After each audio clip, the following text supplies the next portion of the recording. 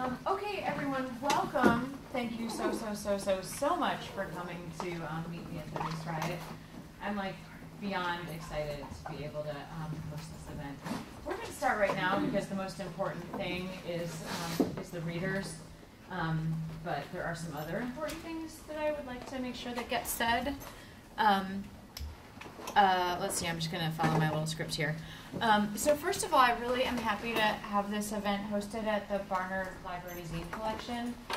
You can read our collection development policy. Actually, Vonnie, could you turn the lights off for a second? We're going to turn the lights off for just like 5 minutes.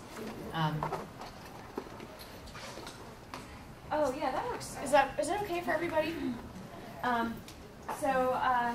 You can see that from the beginning of the Barnard Library Zine Collection, I tried really hard to focus on zines by women of color, and that's been really great. A couple other things about the Barnard Library Zine Collection, that although it's in a building that is limited to Barnard, Columbia, and Teachers College students, anyone is welcome to use it. I want you to use it. Is this now too dark for you, Aviva and Mariam? Okay, thanks. I'm sorry. So anyone, please come visit. All you have to do is email me, zines@barnard.edu. My name is Jenna, and I'll make sure that you can get in.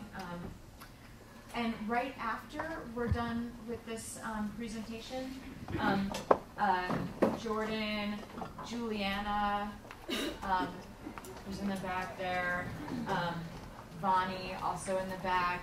Any of it, you can kind of ask any of the Barnard people that have yellow on their stickers to either point you to or walk you over to the Barnard Library Zine Collection so you can see them all sitting there, and they're so beautiful. And some of them are ugly, and they're even prettier. And we also have a really great exhibit that was mounted, just finished today, made by Vonnie Natarajan, Jordan Alam, and Juliana Strawn, so you should have a look at that. It's really special. And actually, can I ask all the Barnard people to raise their hands for a second, just so you know who to ask where the bathroom is? So look at us. Hopefully we'll all have our little yellow highlighted name tags. And yay to the Barnard Zine Club. The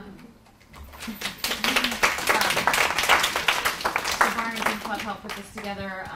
And they have a zine available that is really fabulous. And in fact, there are zines all around the room that are available for donation or trade. I want to, this is like, you know, a feminist event. I have a lot of people to thank. That's what we do. But I especially want to thank the Zinesters of Color and others who have donated their zines to our collection.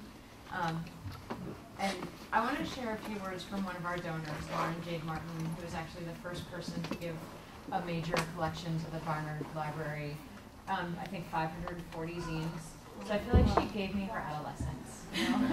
And I feel really strongly about protecting it. I was, in a presentation I did recently, I was talking about evolution of a race riot, and she gave me the most beautiful quote, which is, "Being a contributor to Race Riot made me feel like I was part of a rad community of anti-racist punks, activists, and quasi-intellectuals. I'd always romanticized the people and communities who've been involved with radical feminist 80s anthologies, journals, presses, like this Bridge Called My Back, Homegirls, Conditions, Kitchen Table Press, etc. Zine compilations like Race Riot made me realize that I didn't need to go back in time and be BFF with Barbara Smith, Audre Lorde, Sherry Moraga, or Dorothy Allison. Zinesters like Mimi Nguyen, Helen Liu, and Bianca Ortiz were just as radical, brilliant, and fierce." Doesn't that just like, I don't know, makes me tear up. So a few other thanks that I want to do is like the hugest thanks in the world to our readers. An enormous thanks to Daniela and Kate for allowing me to organize along with them. So you're going to hear about for the Birds Collective and the People of Color Zine Project, which I've been a fan of for a really long time. And I want to also give a huge shout out to the Zine Club, especially the people that worked really hard today to get some things done. Jackie, Juliana, Nicole, Vanessa, and Caroline. I want to thank IMATS, the Instructional Media and Technology Services, who are videotaping the event, and to Events Management to help get us in this great room. I want to thank the human beings at Familia Pizza and West Side Supermarket who prepared our food. Because at the last conference I was at, big feminist conference, no one thanked like the help. You know, so like, thank you to the people that are going to help us clean up, but they're not going to have to help us clean up because we're all going to take responsibility for ourselves, right? So thanks to the facility staff.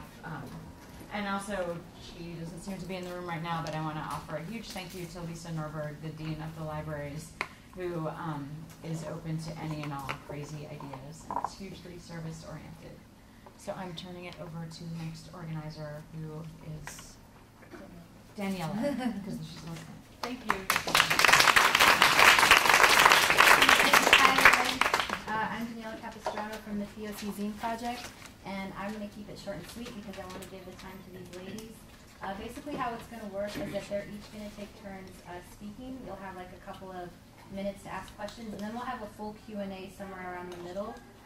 So feel free to hit them with whatever they want because they're really looking forward to your feedback. First up is going to be Jordan, and you guys just go ahead and introduce yourselves.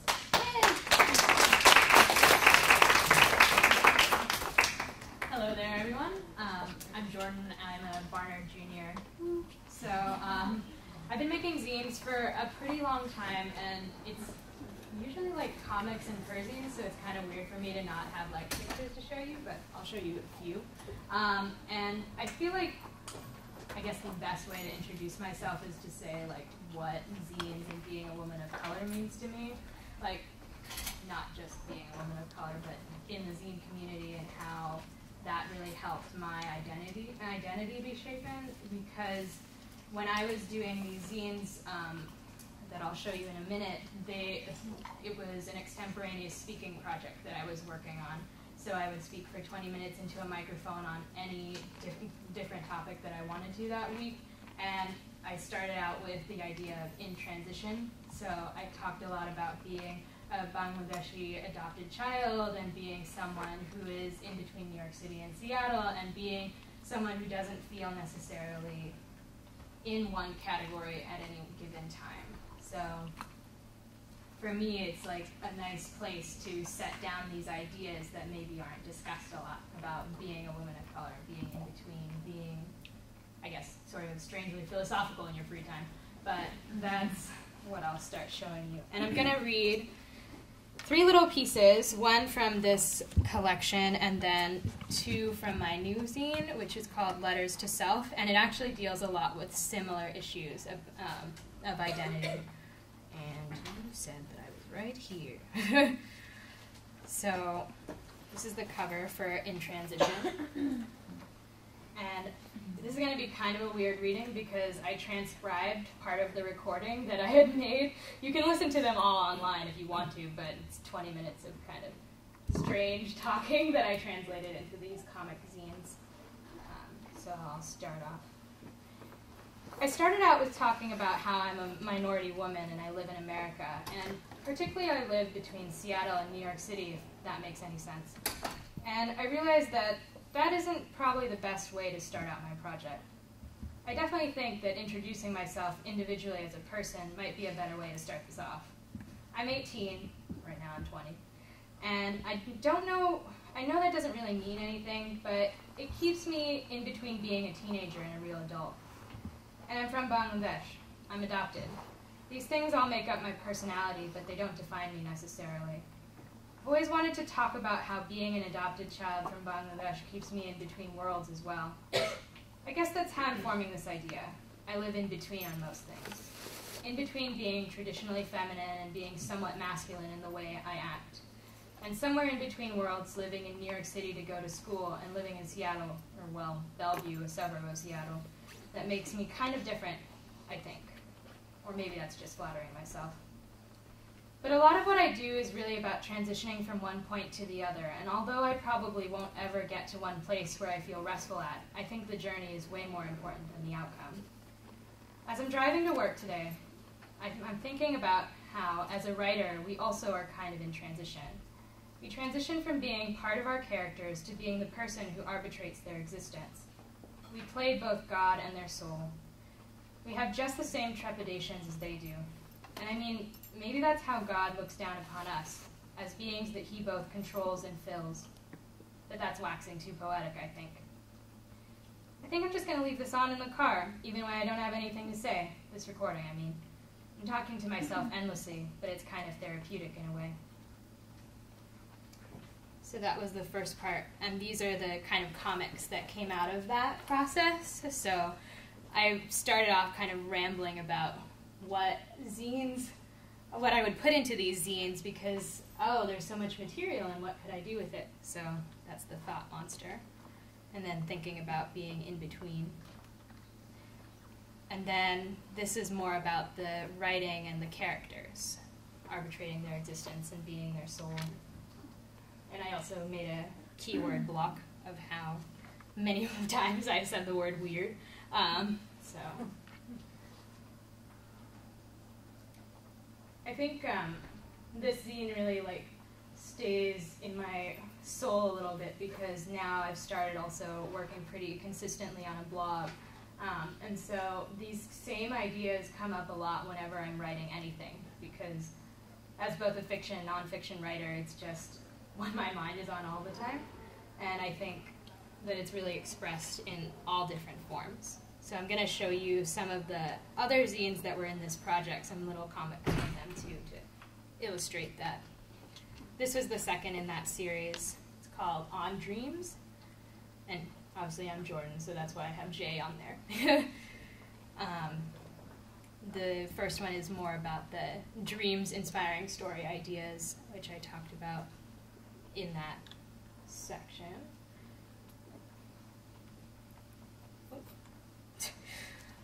And then the second one is about daydreaming and how when I was a kid I really wanted to control the world so that I could fix it. And now I think about it in a very different way. So the third one was on body and self-image, which is another thing near and dear to my heart. I work in the campus wellness office, so we talk to a lot of people about this pretty regularly. And if you see on your tables, you have another one of my little mini zines that was for the wellness office. So each of you can take home some little de-stress tips when you need them most. And so doing my body proud and thinking about ideas that I want to live with, but is not always easy to, because there's all of these other factors trying to talk to me about it. The final one was memory. And I felt like this one was a really big sum up for this project, because as I was working at a zine library in Seattle called the Zine Archive and Publishing Project. So this was sort of my tour de force there. I really wanted to put together something that could be marking my time. And clearly I was in a sort of existentialist mode there, but I was thinking about living a fishbowl existence and how we lose our memories and we're on the edge of the abyss. So those are all the pictures for that section.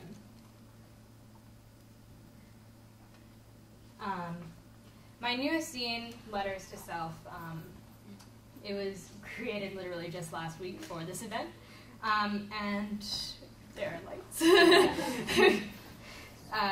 I want to read two sections of that because they are kind of more developed versions of those ideas that I put down in that comic zine. The first one is called Loving Loudly, Not Enough, and it's sort of well, I won't explain it. I'll read it. I'm not allowed to love loudly. I give my love out like the water to thirsty mouths who pass me by. I offer an ear to listen, a mouthful of information, a pair of hands whenever work must be done. I give my love constructively to friends and strangers alike, but never too much, never too hard. I'm allowed to admire, to give, to make my fingers dance and produce lovable work, but my body is not allowed. I'm not palatable to the critics, loud when I should be quiet, bold where I should be soft. And the contrast. Too emotional is a hard sell for those who like their lovers like mama bears. I'm not allowed to love loudly, passionately, with my whole body. I must pine for shadows and spoon-feed my love to those who need it most. I'm afraid to offer All of us with scars on our arms and fingers reaching up from the past will say the same. Someone will be scared away, my slightest instability found unsavory, and return to the chef uneaten. Make it better. I digress. I love loudly from my birdcage underneath. A rumbling love. One full of missed notes and undersung lyrics never offered, but kept for the person who can hear it below.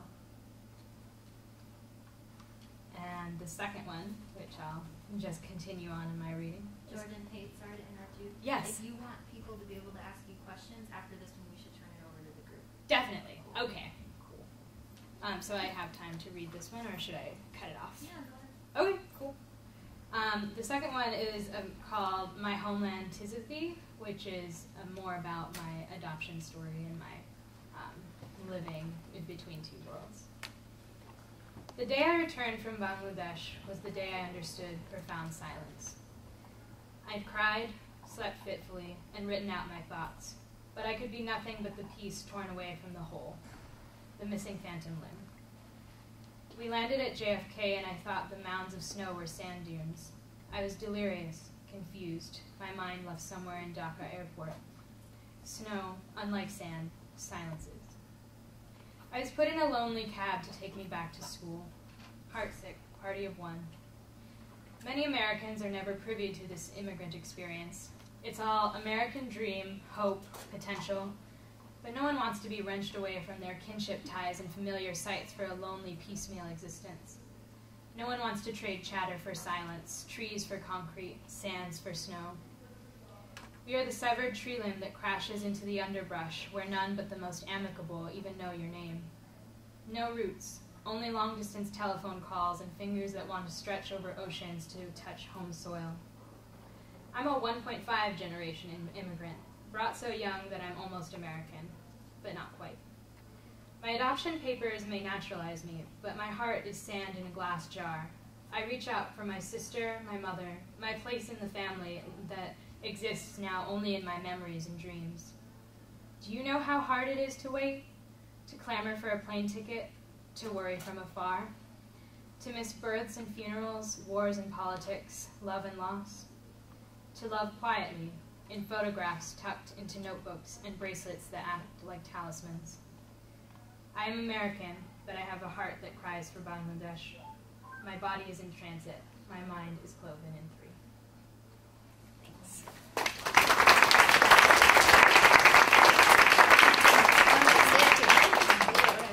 Thank you so much. This is actually my first time meeting Jordan in person. So Jenna had suggested that we have another reader who was fairly new to zines, where some of these ladies have been doing this for, I won't say years, but a very long time, and some for years for sure. And so I'm really thankful that you participated. And if anybody has any questions for her, please go ahead. Well, I have a question while we wait. Yep. Aside from your own zines, what zines have inspired you? I mean, what got you into zines in the first place?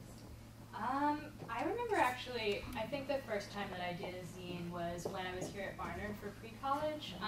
Before we came to Barnard, like fully accepted, we got to do a program here for a month in the summer where you could just take classes, and I think my silly little zine is actually in the library, but one of our class assignments was to make a zine about our experience and about that class in particular, so I made a lit zine that was really cool, and that was my first experience, and that was 4 years ago, so.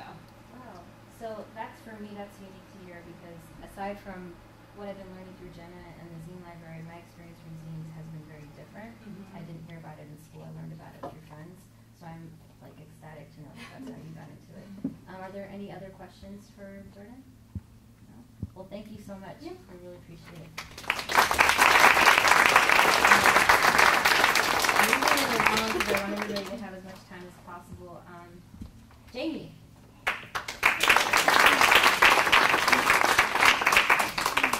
Hi, my name is Jamie, and I'm a graduate student, and I haven't finished anything other than graduate work since I started graduate school, which is like forever ago by now. And it's a little bit disappointing, but that's kind of just how it is. I've always, even before that, I felt a certain amount of kind of hesitance or reluctance about the zine community as I knew it. I remember at my first kind of zine event feeling like I didn't fit in. I felt like I didn't have the right records and that I didn't look cool enough. The other issue there, though, is that I was at that zining event with an abusive partner. That partner got me into zining, and she kind of was like, kind of introduced me to it, and then kind of encouraged my feeling that I wasn't really cool enough to participate. And that is something that I think people are starting to talk about more in terms of abuse within DIY and punk communities, but it's still not something that we talk about enough, so I make a point of trying to talk about it as often as possible. And it comes up a little bit in the excerpt from what I'm going to read right now. I was sitting on my couch listlessly playing my unplugged guitar and wallowing the whole summer of discontent thing I was doing when the nightly news announced that President Obama had just visited Puerto Rico. For the first time in a month, I thought about my students and I wondered, are any of them watching this? What are they thinking about it? Why didn't he visit during the school year? We could have talked about this. Last term I agreed to teach LCS 150, Puerto Rico People, History, Cultures, though it isn't my field of study. I'm supposed to be writing my dissertation on Los Crudos Limpers and the way subaltern identities are constructed within punk and hardcore communities. But I needed the work. I also thought that I could do some good with this course. The class that I took on Puerto Rico as an undergraduate changed my life. It was called History of Puerto Rico since 1898, and I took it in the summer of 2004. This was the same summer that I finally extracted myself from an emotionally abusive relationship that I had been stuck in since high school, with a girl I had met as a freshman and dated during my sophomore year. The relationship was always a secret. I didn't tell anyone when it started. I didn't tell anyone when we broke up. I didn't tell anyone when it became scary because I didn't think that anyone would believe me. I didn't tell anyone when it ended, and so I never had access to any kind of support. In my Puerto Rican history class, we read Albert Memmi's The Colonizer and the Colonized, which argues that colonization starts when the colonizer attacks and occupies a colony, but is only complete when the colonizer convinces the colonizer of their inferiority. The text also argues that the colonized is indeed inferior, not because of their race or their geographical location, but because they are poisoned by the mediocrity and cruelty of the colonizer, who deliberately cultivates mediocrity and self-loathing in the colonized. I was afraid that I wouldn't understand the book, mostly because my abuser had convinced me that I was stupid. But I understood it perfectly. Not because I'm Puerto Rican. I went to that class knowing almost nothing about the island or its history. I understood it because what my abuser had done to me is a small-scale, interpersonal version of what the metropolis does to a colony. Once I got that, I was able to start to actually deal with the abuse that I had experienced. The text fearlessly and unequivocally labels colonialism as wrong, and says that to suggest that colonialism in any way helped or civilized the colonized is inherently racist and ethnocentric. It also says that no one deserves to be abused or colonized. Reading the book was the closest I got to counseling, and it was the only version I got of someone telling me that what happened to me wasn't my fault. I didn't expect any of my 89 students to respond to my teaching or the material that I gave them that way, but I did see it as an opportunity to try and teach them how wrong and destructive it is to rank people. To attempt to do this at a hideously corporate, openly anti-labor university, for a department that, despite its Marxist leanings, willingly participates in said pro-corporate, anti-labor fuckery, seemed intolerably ironic at first. But when I started to think in terms of treating my students with the respect that I wanted from my professors, my syllabus started to write itself. I started from scratch, throwing out the old syllabi I had been given, and ignoring instructions to assign several books written by a faculty member. I focused the course content on recent Puerto Rican history, current issues, and contemporary art and culture.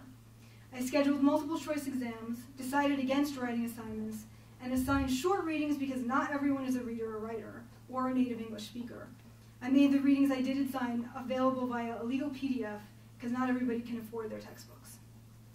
I threw in as much theory as I could because I wanted to give my students access to actual ideas and knowledge, in hopes it wouldn't bore or intimidate them. I tried to make my lectures as engaging as possible with lots of visual aids and video because everybody learns differently. I always made room in my lesson plans for discussion, and I asked my students for their opinions on almost everything we talked about, and reminded them every time that there are no wrong opinions and that theirs do matter. Because it seemed like the right thing to do, I did my best to make my class about my students and their needs rather than mine. I wrote disability and trauma statements into the syllabus and encouraged them to practice good self-care, and I hope that I'd inspire them to follow the golden rule by leading by example. I also kind of hope that they would leave the class thinking something along the lines of, colonialism? Fucked up. Which brings us back to President Obama. When the news reported that he was the first sitting president to visit the island since 1961, my right hand froze mid-strum. It's good to know exactly how much the executive branch cares about the island, I thought to myself. When one reporter started talking about why Obama had gone to the island, I put my guitar down, picked up the remote, and turned up the volume on the television. The consensus seems to be that he went to Puerto Rico to campaign. According to the Democracy Now! Newscast I watched later, he went there to promise economic aid to curry favor with Puerto Ricans living on the mainland, particularly recent immigrants to red states like Florida, Texas, and Nevada. While he was there, the president also accepted thousands of dollars in contributions from the few Puerto Ricans who have money to give, who are the only ones who have any kind of say in this, as Puerto Rican islanders aren't allowed to vote in federal elections. Because they were so responsive in class, I think that my students and I would have had a long discussion on what President Obama's Puerto Rican campaign really means. We debated the issue of Puerto Rico's political status at length in class, and while I'm sure some of them didn't really care either way, I think I managed to sell at least a few of them on the basic notion that the island's status and its inability to determine its own political destiny is problematic. Even if I didn't convince them that colonialism is inherently fucked, and even with all the mistakes I made last term, I know that choosing to treat my students as human beings, rather than as a nuisance to be put up with for a job that has to be done, was the right thing to do. Both because it was ethical and because it made teaching bearable. Because it felt like I was challenging the university's exploitative setup. Sitting on my couch next to my guitar watching the news, I realized that for as difficult as the semester had been, I'd actually liked teaching. I'd found the course and subject matter that I was meant to teach, and I would have taught it again this term if only my department had hired me back.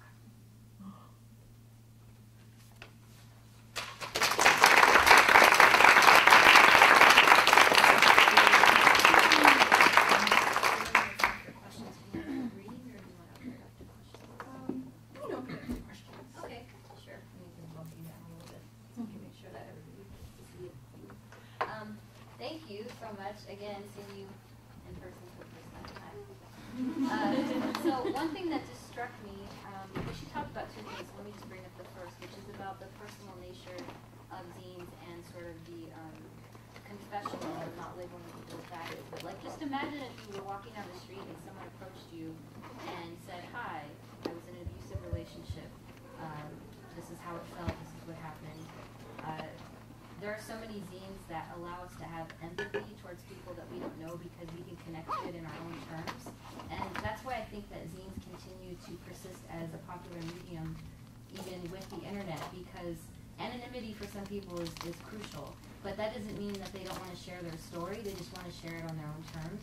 And so for me, unlike Jordan, where she found it in class, which I think is great, I became emotionally attached to the medium of zines because of zines that shared stories of abuse, whether it was in a relationship or sexual or emotional, and it actually gave me permission for myself to get in touch with those same issues in my own life.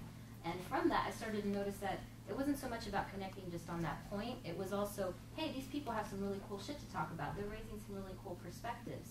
And then it started, going into politics and into art and design.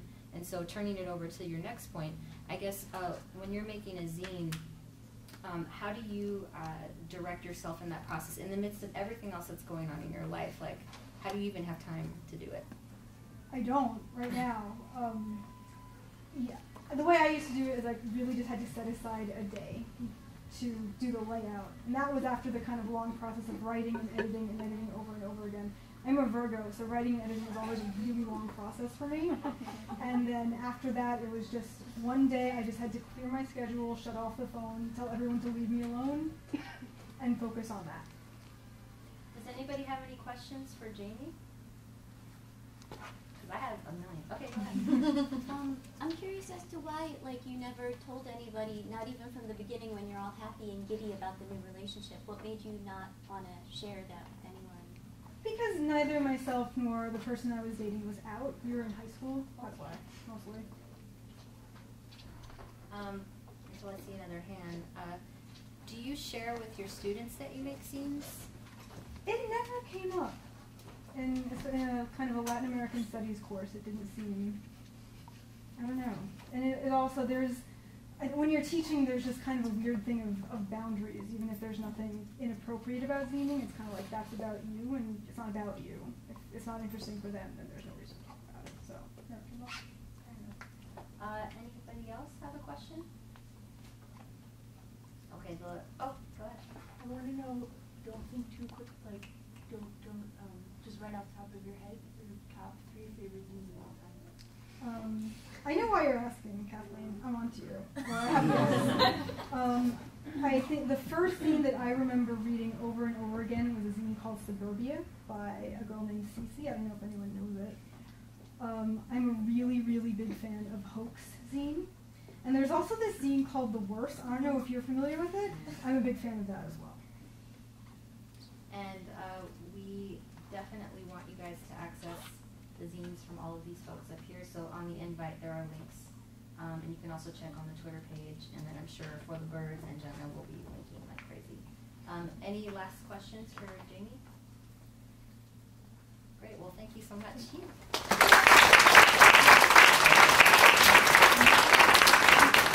I'm going to walk away and okay.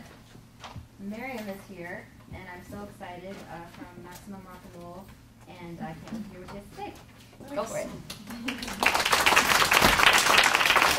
That's barely me, even though I'm playing music like some of the ladies up here. For some reason, public speaking, not my forte. Anyway, I think I just want to introduce myself in the way of how I got into zines was primarily through music.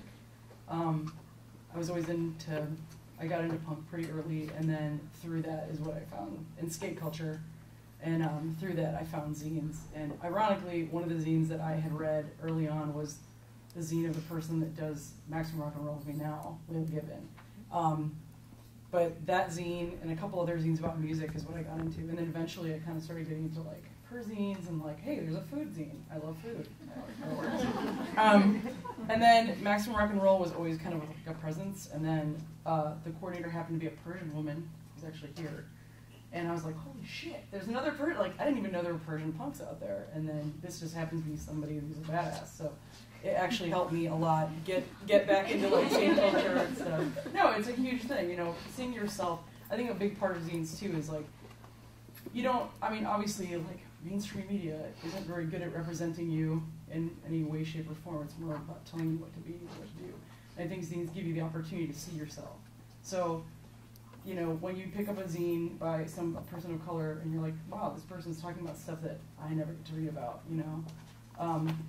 So I think it's really important. So I'm reading a column that I did. I was going to read a letter, but there's so much swearing in it. I sound like a maniac. But if you know me personally, you know that's kind of a jam. But I'm going to read this column about an argument I had with somebody about the term POC, people of color. Somebody had written and was like, why the fuck do you do that? It's, you know, alienating to people. And I was like, oh, I'm alienating you. That sucks. So here's my response to that. I've been hearing lately that punks hate the phrase person/people of color. It seems like those who think it's unnecessary are less likely to understand or listen to someone when they preface a statement with that. For as much complaining as people do about the phrase, it seems to me that it has more to do with understanding what exactly it means and less about the person using it. I guess it makes some people uncomfortable because it brings some issues to mind that others may not be well versed in. But let me begin by saying, as a person of color, it's not our job to educate you. But in the spirit of goodwill, and this is my birthday month, which it was, I'm going to help you out. Maybe it's presumptuous, but I assume that the disputed phrase will sometimes come up in conversations about culture, art, politics, religion, music. Wait, shit! Could a person's culture, ethnicity, gender, and socioeconomic background inform their current experiences? My mind's blown. Okay, this person of color is being a sarcastic dick. But the point I'm trying to make is that the phrase often functions as a general term that includes the minority experience. so that we don't have to explain every single little detail. Depending on the audience, it could be inclusive, or in the case of white punks I hear complaining about this phrase, exclusive. So what's the point? Is this something to separate us? That's what I hear people say when they complain about this phrase. And here's where I would like to sound like a broken record. Ouch. Is that a record I like? Whether you like it or not, language is important. What people may notice is that prior to this phrase, the alternatives were few. There is the idea of giving specifics, like, of course, as a 22-year-old Ecuadorian male coming from a rural background that immigrated here from 1980s via, etc. But the same people that hate the phrase person of color may shut off at the beginning of this statement. I understand that these are subjects that would come up naturally within friendships or relationships of any level. So these specifics may not need to be needed at first meeting. But would anyone disagree that similar information about a person isn't important? No, I wouldn't.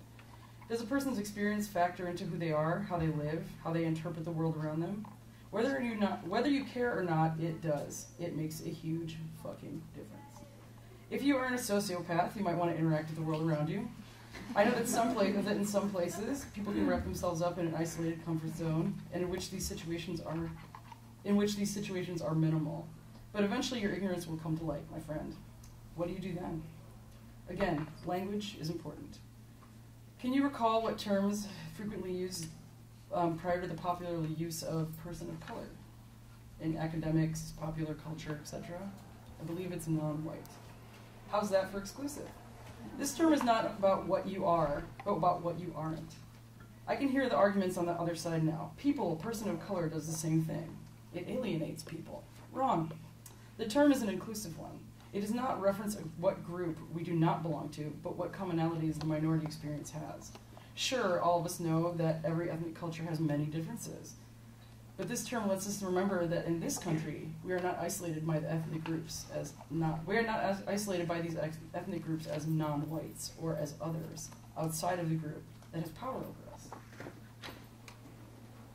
We are many, and when you add us all up, we are greater in numbers than white people. I think this is where the term person of color seems exclusive, because for once it isn't about including white people. Given the institutional racism in this country, do you understand how funny that is? It's not as if people of color are going to forget that humanity has a unifying experiences beyond ethnic makeup, that some of the seemingly color-coded issues that people of color are faced with are also shared by white people. We know this. We can get along, and that sometimes stuff all over. What is so threatening about the term people of color? Having something of their own. People of color having something of their own in a country that is unfairly divided. I'm sure that to some it's pretty scary to think of people of color unifying in similar experiences, having empathy for one another, having a laugh over some dumb shit that we have dealt with many people, or maybe even helping each other out based on some of the inequalities that people of color have been subjected to. The term is a unifying one, and I can see where it can make some people uncomfortable. All of us savages learning to get along. It's pretty scary. Again, I'm being sarcastic, of course, but I hope this gets the point across. I know the term POC has replaced PC in some minds, but again, language is so important. Do you remember where the term politically correct comes from? Not from people talking about it, or not from the people that it's talking about. The origin of the term is important, and the reclamation of the term is important. Just think a little bit. Whether you like it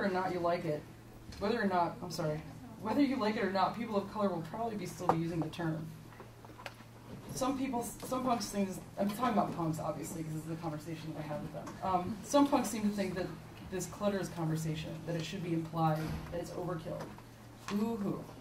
Until we find some utopian punk mecca, it's here to stay. Hundreds of thousands of years of ethnic history is not going to be wiped out by the few decades of punk that has been here. But why the hell do you think numerous people of color have been attracted to punk?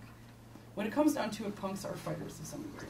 And when you add up the few decades that punk has been around and the centuries that people of color have been fighting, well, you have some pretty strong punks. Don't underestimate us, don't overlook our experience, because really, many of us have been living with the white American experience our whole life, especially in punk. People aren't complaining when they use the term people of color. And if that is what you hear, then you're an idiot. If you want to change the situation, quit being so defensive about it. I'm not. Listen a little. If we can party together, play in bands together, and listen to some good punk together, why can't we talk about this? If people don't want to listen, so be it. But it won't stop anyone from being heard, or trying to be heard.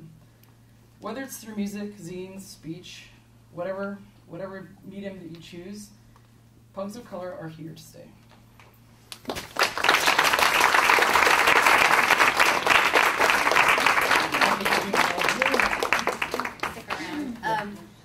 Thank you so much to all the new folks who have just arrived. I want to give you a second to get situated. Some of you could sit over there if you want, and then you're cool here too.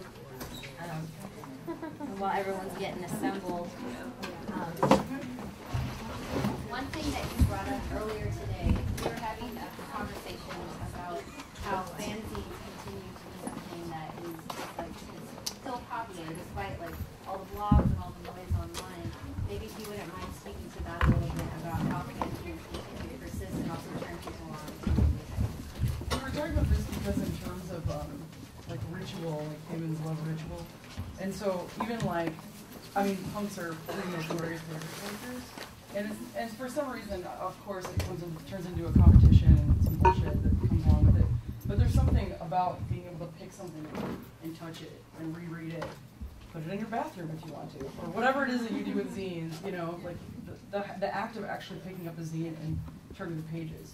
Also, we were saying earlier, too, that anything online can be traced back. So if you want your anonymity, this is a perfect way to do it.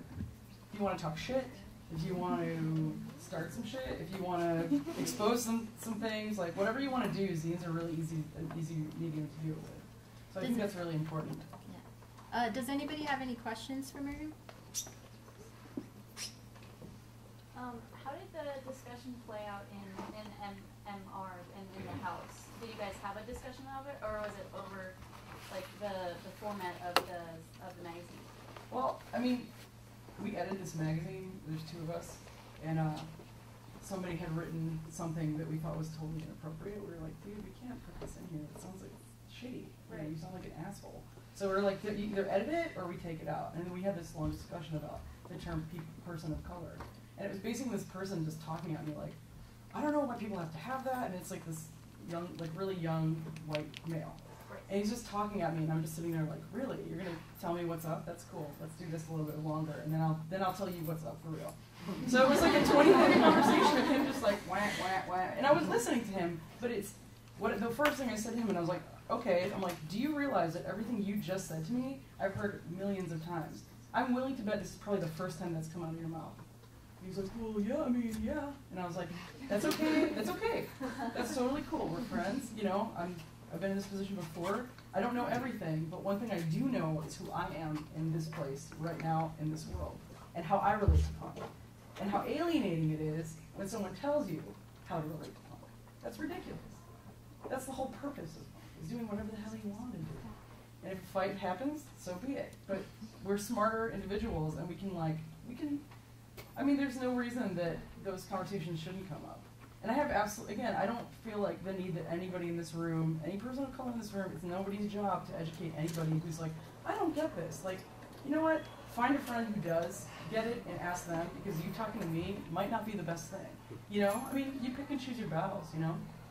And I choose to be on this side of it where I'm like, I'm always the informant. And I know it has to do with, like, skin privilege. I know it has to do with, like, my, you know, like, language stuff. I know it has to do that, but people feel comfortable asking me these, like, really asinine questions sometimes. And I can't be like, you're a total moron, shut up. I mean, sometimes that happens. A lot of times when somebody writes me a letter, it's like, you know, I think you're, you know, who cares? Like, oh, I'm just like, shut the fuck up. Because honestly, I mean, that's not a way to talk to another human being, whether it is anonymous or not, you know?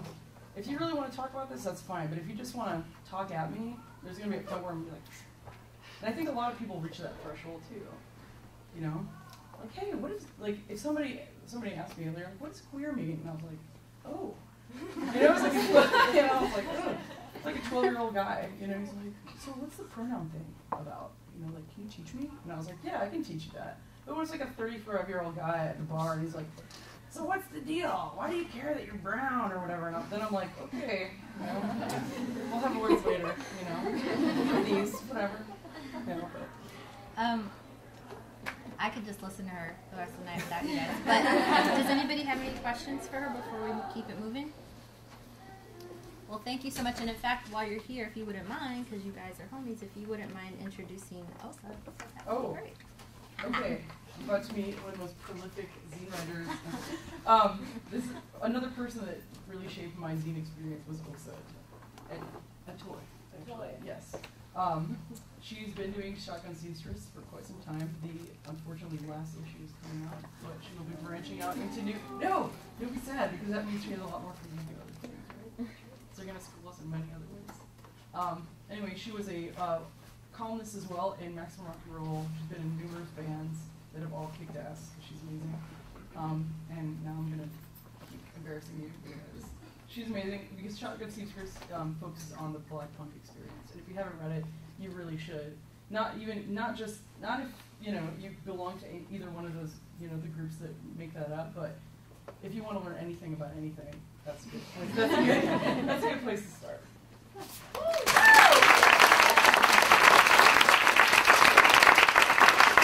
Hey everybody, my name is Atoe. I live in New Orleans, Louisiana. I've only been living there for a couple years.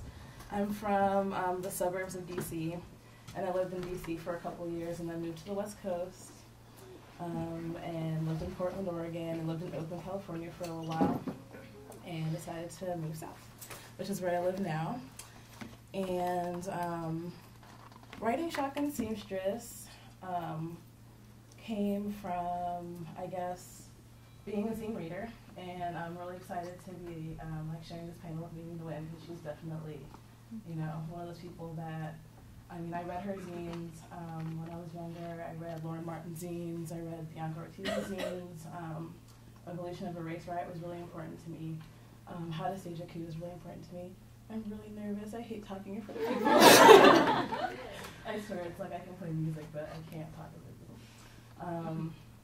But yeah, I definitely was inspired by those, and I feel like a lot of people of color I met in punk were definitely inspired by those, and we were going through our young 20s, being so pissed, being in a predominantly white community, but being pissed at all our white friends for whatever reason, or whatever. But I felt and that was a totally important phase.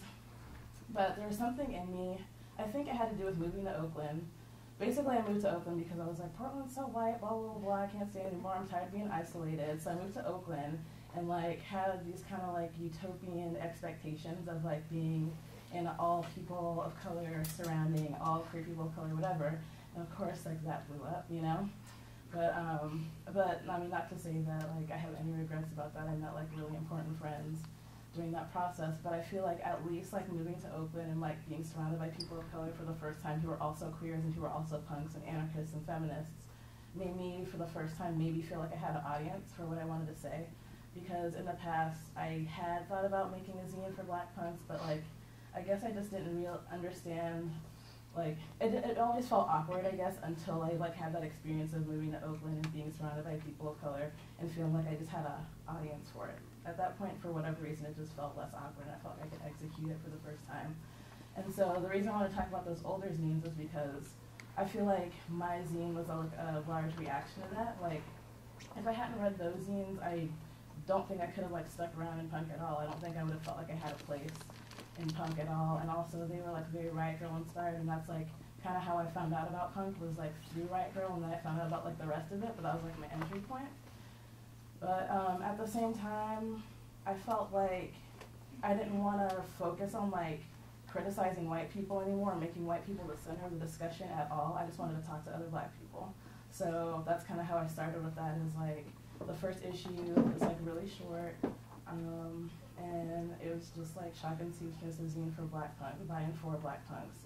And I just really just wanted to cut that out, just actually talk to other brown kids and make it all about other black, African American, whatever artists who represented the same politics or similar politics, similar aesthetic as I did, and I don't know, basically that's what I tried to do with it. So up until now, yeah, I've just tried to make it about that, basically covering musicians like Mick Collins from the Gories, and like it's a fanzine basically. There's very little personal writing in it.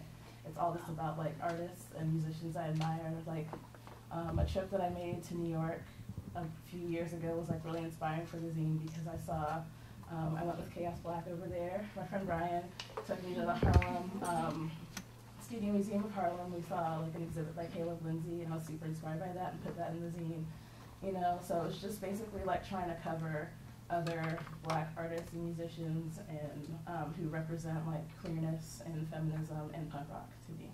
And also I feel like a big part of it to me also was trying to like talk to other Black people about like try to bring punk mentality to other Black people, like, you know, I don't know, because like white or punk is considered like this white thing, and I felt like maybe I had like the littlest bit of power as another Black person to represent it as something else, you know, like, so, and trying to, I don't know, like bring ideas around like anti-consumerism and anti-capitalism and like DIY mentality and lifestyle to other Black people, and like not have it be like, and leave no room for people to be like, oh, that's a white thing because I'm not white, you know, and like that's my life. So I don't know, but I wanted to share this writing from, does everybody know who Vaginal Cream Davis is?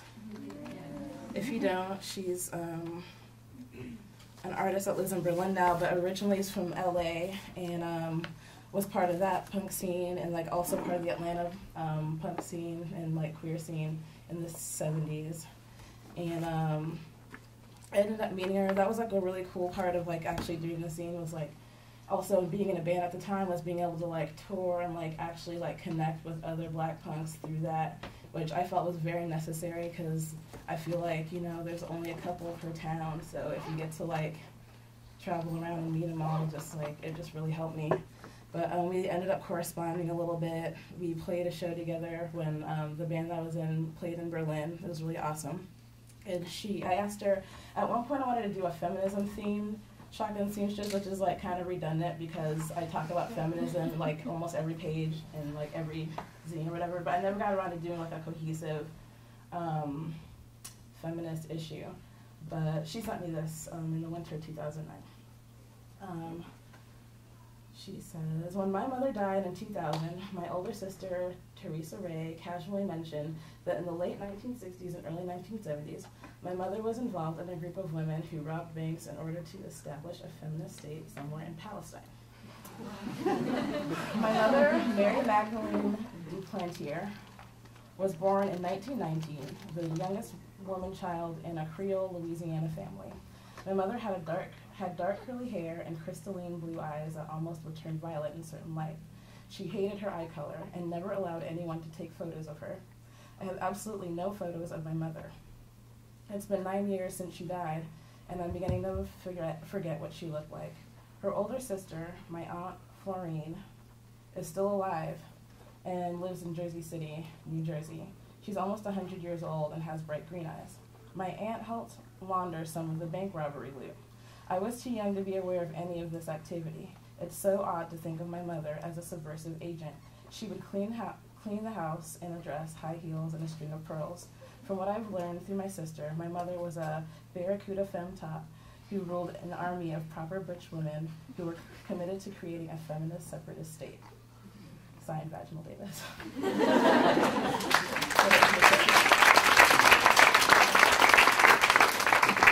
I don't know, I could talk more. Any questions? So don't go away, I'll just stay up here. Does anybody have any questions for Osa? Come on. I do. So you already explained a little bit about why you're taking a break from zines or permanent. Could you maybe elaborate on that a bit? I'm not taking a break from zines at all. I just feel like, I mean, I considered reading this, if I still have time I could read part of it maybe, but it's, I usually don't really like write that much about myself. It's usually just about like covering other artists or whatever, but I did just want to write like a little letter to the reader at the beginning of this last issue just to explain where I'm at with it. I ended up doing just basically like one issue a year. Like, I play music, that's my main thing. This is kind of like something I do, like I'll get like this burst of inspiration to do it like once a year and I'll work on it like crazy for like a month straight, like putting it together, but it'll be stuff that I like collected over time or whatever. Anyway, I don't know. I just felt like I'd said as much as I wanted to say about Black punk rock, Black people and punk rock, and the whole Black punk rock experience. I don't know, 6 issues is a lot. I want to keep them in print and everything, but I don't know. Also, I think that like my personality is to just be into like old stuff. Like I love post-punk and I love like late 70s, early 80s type of music, so I tend to cover that stuff more than I cover like the brand new stuff. So it's not like I'm trying to be cutting edge and like cover the brand newest bands or whatever. Like this is a lot of history, like punk rock history.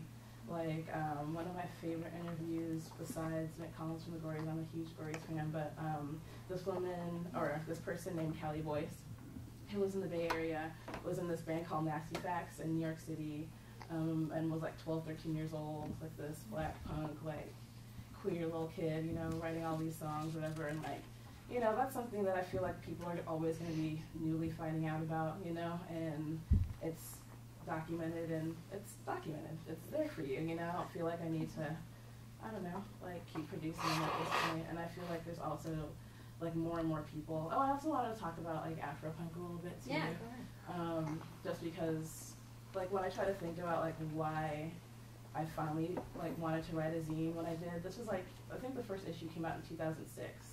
When did Afropunk come out? Do you remember? 2004? 3? Okay. And it took a while to make the rounds or whatever, but I feel like, I don't know, like maybe a lot of weird things came together in society, in punk rock, and in my life that made it make sense. All of a sudden, like, Afropunk has been cool because it's just given me like a cohesive community of people to talk to. Like the first time I made a zine, I was working at an office, and I was like scanning all these copies, and I was just like, I just like got on the Afropunk thing, and I was like, anybody who's interested could just have a free one, you know what I mean? And it like gave me a way to just address only Black people, because that's like really who, I mean, it's for everyone, but really like I am writing it for other Black people and like people of color in general, just because like I spent a lot of time reading people of color writing and having to superimpose my experience as a Black person on it. So I feel like if you're Latino or Asian or whatever, you can probably do the same thing, because I've had to do that, you know? So, yeah, I just feel like Afropunk existing as this thing, at least like an online community, gave me the ability to like specifically talk to a group of Black people who were interested in punk rock and DIY, and that didn't exist, you know, before then, in any kind of cohesive way. It was kind of just like the loosest network of people. I don't know where I'm going with this anymore, I'm just talking. Before I wanted to turn it over to the ladies up front. Do any of you have any questions for Osa? Yeah, go ahead. Hi, Ryan. Hi. What current musical project are you working on? My own. Just like I'm playing music by myself. I still play with this band called Heat Rash in New Orleans, and it's just like actually it's like all these girls that are playing music for the very first time, and then it's like really crazy. I don't know, but that's what I'm doing. It's like just pretty low key stuff, and I'm trying to like record stuff on my own just to see what would happen. But nothing super serious. Do any of you guys have any questions for Osa? Some of you are meeting for the first time. You know her, but go ahead. I do have a question, actually. It's something I didn't ask you yesterday. Do you think that, or it's not really a question, but do you know what the effects are of the zine that you made? No, and that's like the hardest part of it. And that was the hardest part for me writing for Maximum Rock and Roll, is just like not being able to envision at all who this writing was going to. I'm like, am I writing for total white like bro jock views, or like are there girls reading this? I mean, it's like surprising all the time who's reading it. Like this jazz musician just came to New Orleans and played this really small show at this record store called Bonus Sound.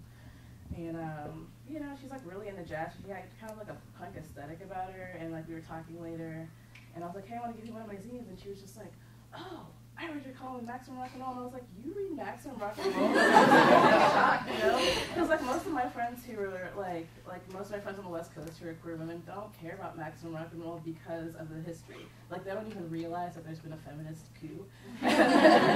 So like, you know, there's just like I know, but there's like a reputation that the magazine has had from like, you know, that. So it's like really hard for me to tell. You know, like who's seeing it, how many people are seeing it, who's reading it, whatever, you know, like I just really don't know.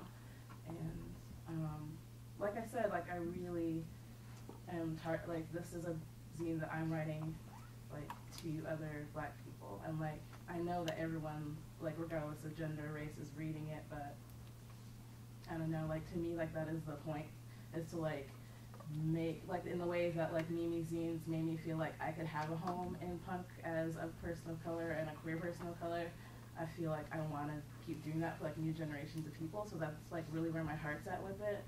And I feel like I just try not to like think about it too much, because my natural tendency is to assume that like all white people are reading it or whatever, because like those are like white people make up the majority of like DIY community, or like the majority of people who like write zines or whatever. But I just try not to think about that too much, and just try to like, you know, just keep going and like, you know. Well, you said you wondered the impact or the influence. Well, I can only speak for myself, but I mean, this is here because of people like Mimi and you. I started POC Zine Project because of, tied back to Chaos Black, he gave me one of your zines way back, and I was so frustrated with not being able to find other zines by people of color. So this is the result. This is like, and all these people here, like there's always been an interest. And so, yeah, that's what's going on. And I'm so excited that this room is filled with people. It like makes me want to like puke. I'm so happy. So we had timed it out so that we would have like more of like an organic sort of flow of sharing with like a Q&A-ish point. So anyone's really free to speak. I'm just going to be like the teacher and be like, don't interrupt people. Who would like to, does anyone have anything they'd like to share? It isn't just about these ladies, it's everyone in the room. Go ahead. Okay, this is for both. But just speak up loud because we don't have any mics. Okay, a couple of years ago, a copy of Shotgun Seamstress was floating around my house in Denver, and it was given me by, I don't know, I guess it was handed down to me from another woman of color, and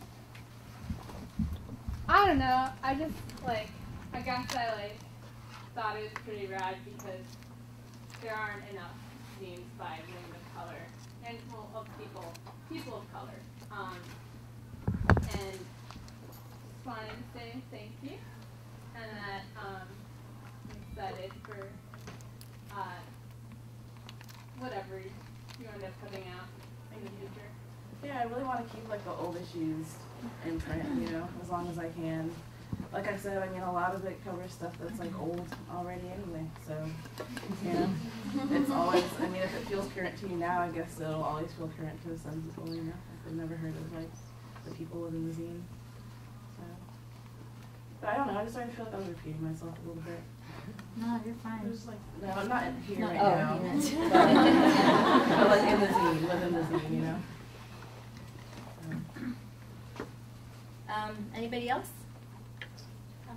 I'm just kind of interested to ask the room, like, why you guys find zines interesting, or I know that's kind of like a, you know, stupid question in some ways, but like, why anyone in this room like came to zines and why and how and like where they think it's gonna go in the future.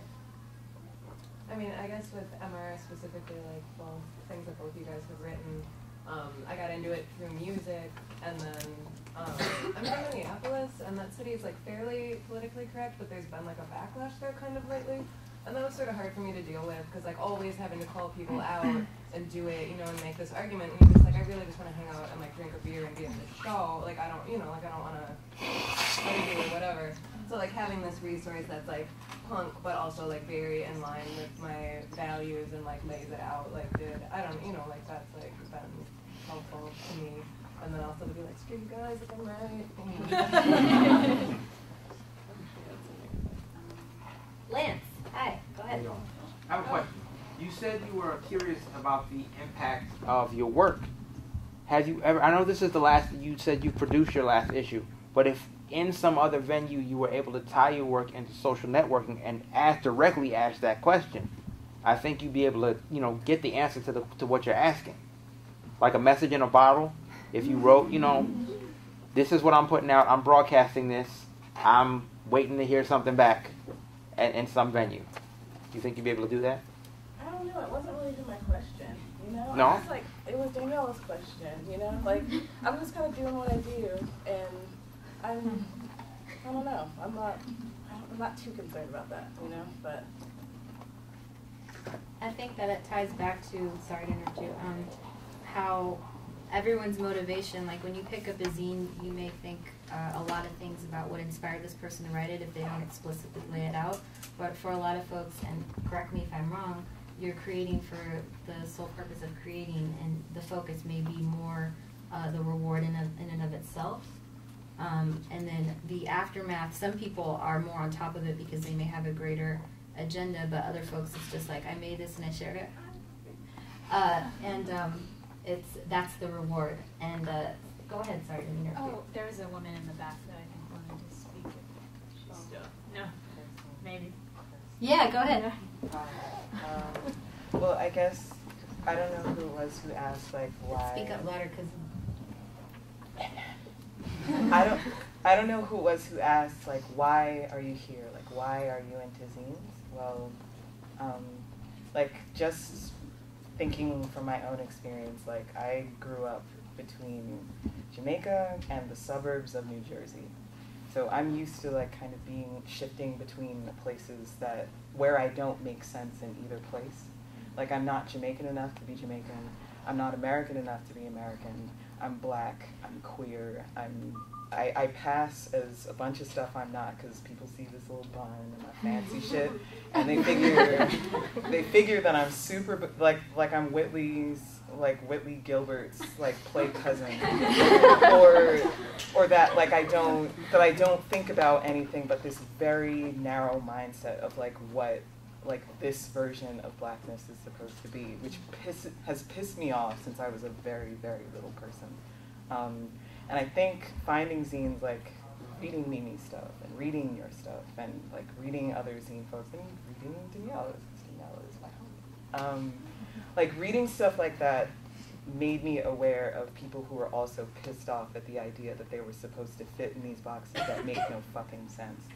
And I was really appreciative of the fact that there were folks who were angry and eloquent about their anger and unapologetic and not, like, saying, I need to tuck this in so that I'm saying something that makes my white friends comfortable, or that makes my guy friends comfortable, or that makes my straight friends comfortable. Because honestly, like, I have friends who are, like, all three of those things at the same time, but really I could give a fuck about their opinions some of the time because I've got shit to say.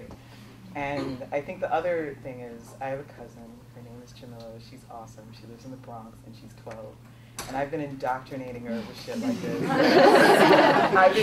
I've been reading to her from Threadbare. Like, we had a conversation the other day, as a matter of fact, about the Crystal Wren eye taping thing. Like, I showed that to her, and I'm like, yo, this is really messed up. This is why. And she's like, yeah, that's really true. She's English, so she talks like that. So, like, and I played her, like artists that I was interested in, and, like, I remember babysitting her, and there was, like, this Afro-punk CD sampler, and I played it for her, and she was, like, headbanging and, like, doing air guitar and stuff. She was like 8 or 9, I think, and I remember looking at her and thinking, she is so free right now. She has no idea that she's not supposed to be this person, and I don't ever want her to find out that she's not allowed to be. And I think that having voices out there like yours helps that be a possibility, not just for her, but for a bunch of folks coming out. So that's why I'm here.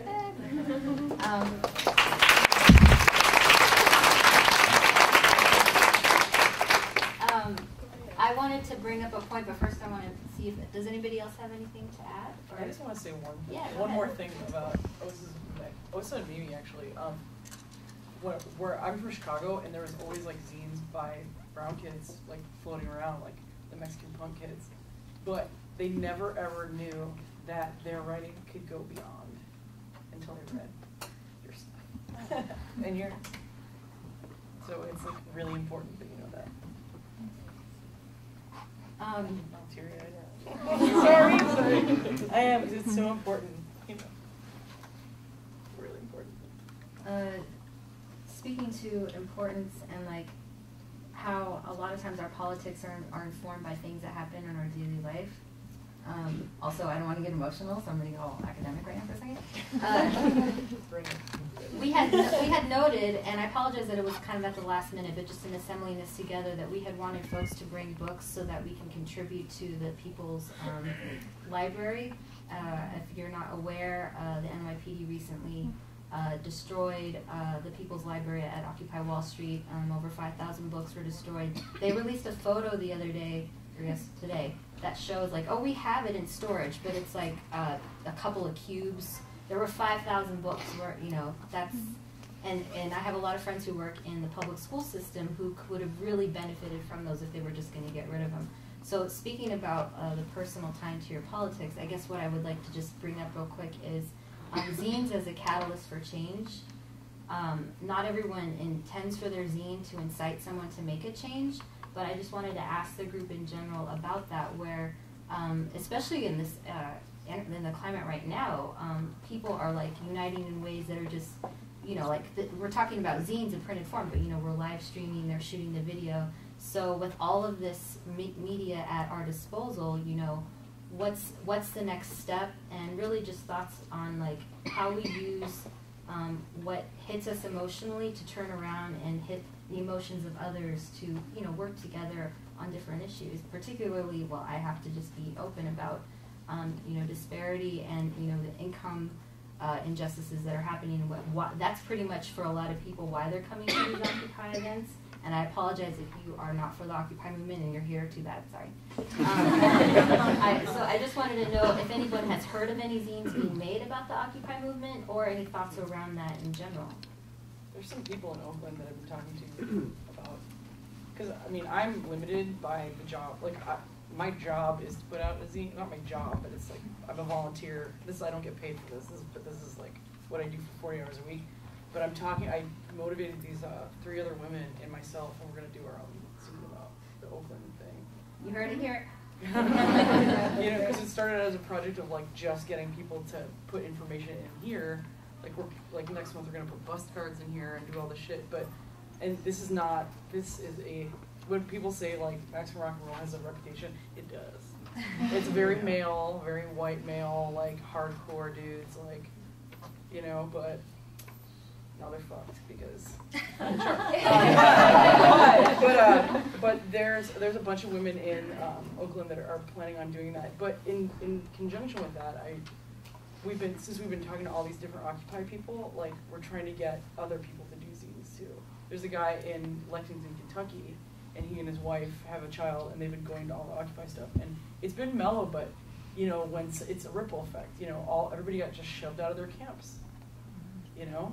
They were forcibly taken out, and it's becoming, you know, people are starting to worry, you know. It's like, even if it's the Occupy movement is like kind of chill where you are or where they are, they're feeling it, you know. So they're definitely motivated. I'm trying to please fire enough of that. keep us updated. We'd love to be able to share that, help you share it.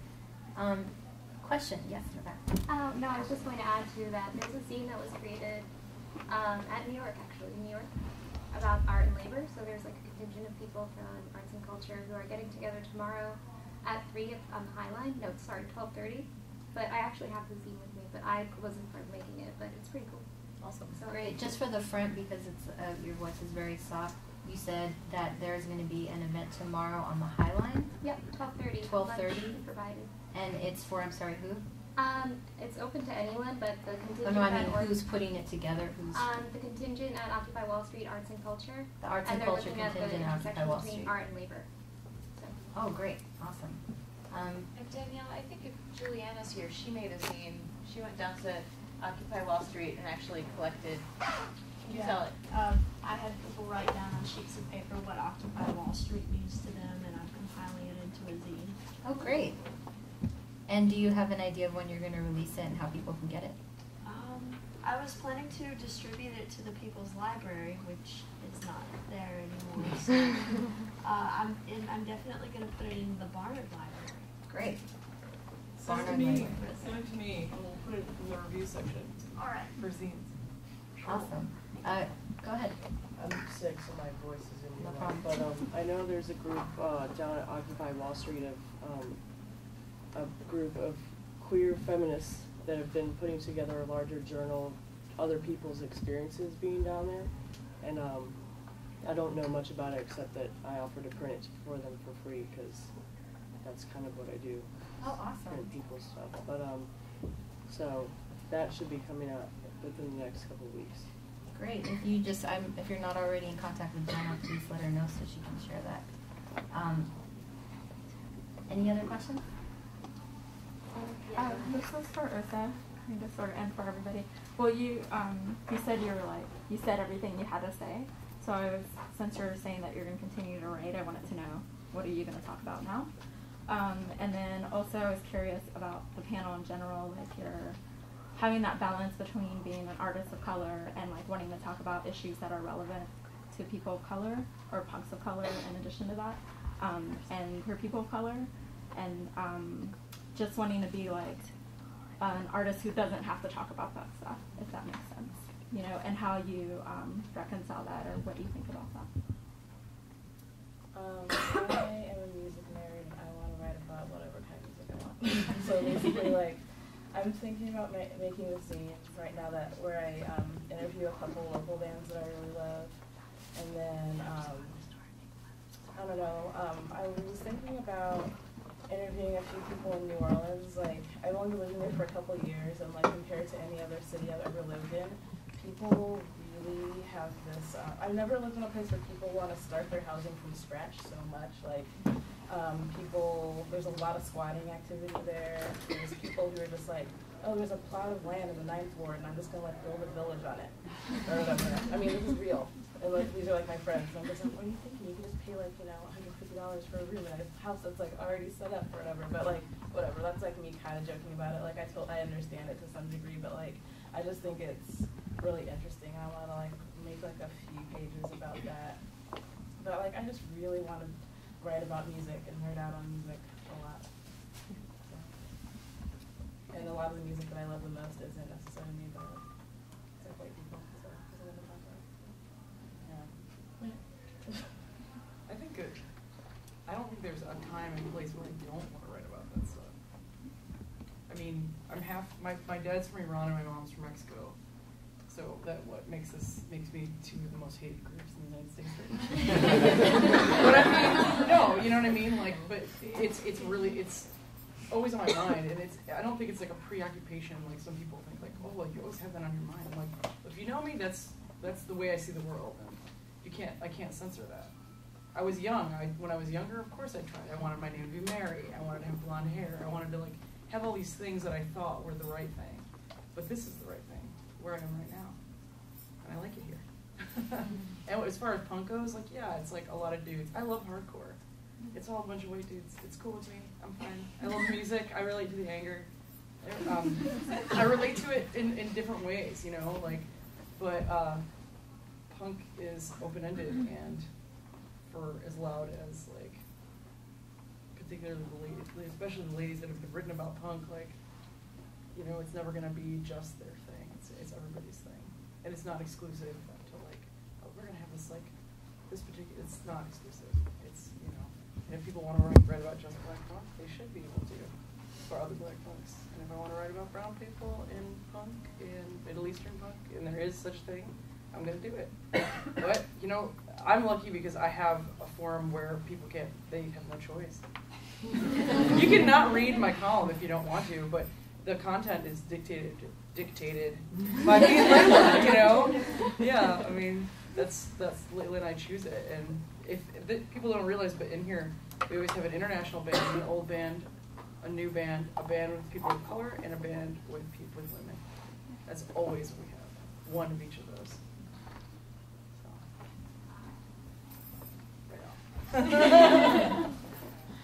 Before I hand it over to Mimi, do you guys have any other questions? No?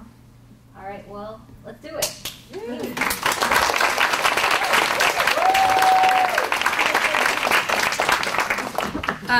All right, so I have been doing zines for 20 years, so that's a long time. Also, I can tell my entire punk story probably through Maximum, relating it to Maximum, because I got into zines and I got into punk when I picked up a Maximum in like 1990. And I got into political punk through Maximum Rock and Roll, and I've been doing zines since then. But the zines that I'm probably most proud of are the series of compilation zines I made called Evolution of a Race Riot, and then I thought that was too long and I changed it to Race Riot. And it started with a series of fights that I ended up getting into with a columnist at Maximum Rock and Roll after I moved to the Bay Area, and I was working at a not-for-profit record store called Epicenter Zone. And I got into a series of arguments with a columnist at Maximum who was this straight white guy who wrote like this really super long column about how Asian ladies were like super hot and their eyes, because they were, you know, so it's this imagination that Asian people have like eyes without the double lid, and so he said that Asian women's eyes look like vaginas, which is the wrong. Anyway, so I was like women's studies undergraduate at the time at Berkeley and a punk kid, and I, you know, was really mad, and I wrote a really long curse-filled letter to Maximum that also had a lot of post-colonial feminist theory in it, like calling him out. And then he wrote a column in response where it was like another sort of 3-page column, because he was a weird stream of consciousness ranter. A 3-page column about how he wouldn't want to have sex with me anyway because I was a feminist, and so that probably meant I was ugly. And there was a big fight at the magazine about whether or not to print this column or not, because the magazine at the time had a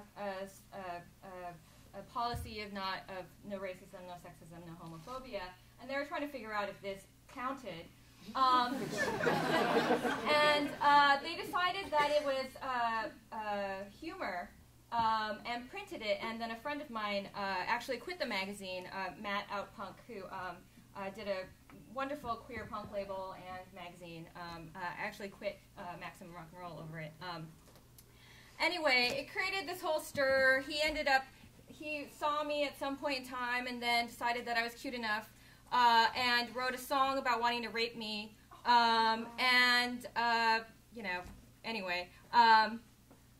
So I decided to quit punk, because I was so disgusted, just by the sort of reaction or the non-reactions or the embarrassed reactions by a lot of the white punks around me at the time, who were like, "Oh, I'm sorry, I heard about that," and they were so, you know, it was kind of embarrassed, and like they were shrinking into themselves, and they didn't know how to talk to me about it. Before I quit, though, I wanted to try to find other punks of color to talk about race and racism in punk. And I want to read briefly from the introduction to the second compilation, the second Race Riot compilation, which kind of describes how this came about.